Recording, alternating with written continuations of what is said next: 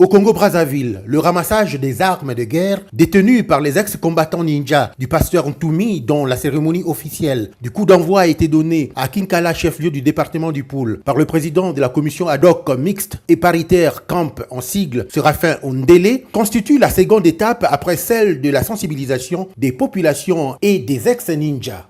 Une opération de ramassage et de destruction des armes et munitions de guerre lancée ce mardi qui vient de conforter le processus de paix en République du Congo en général et dans cette région du Poul meurtri en particulier.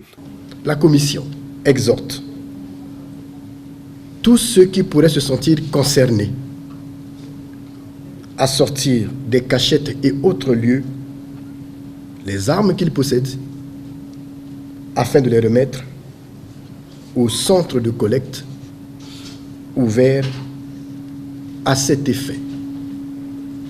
C'est un appel de la République.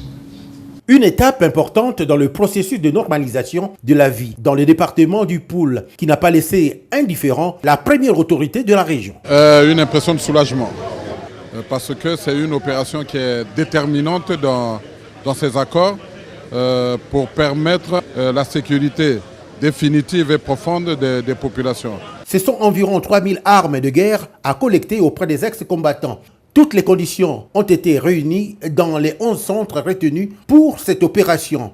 Une allocation sera remise à celles ou à ceux qui ramèneront leurs armes avant de repartir dans leur village en toute sécurité. Sous la supervision des différents membres de la commission qui vont justement procéder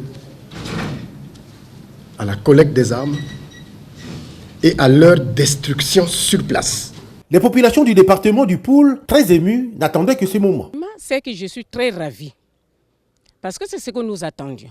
Par rapport à tout ce que nous avons vécu, la remise des armes donne une signification importante de la paix dans le département du Poul et une paix définitive.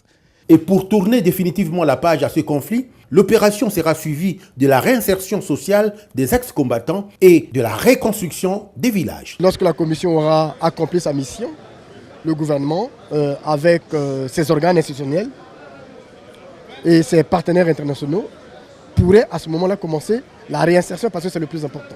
1 mois, c'est le temps qui a été retenu pour cette opération.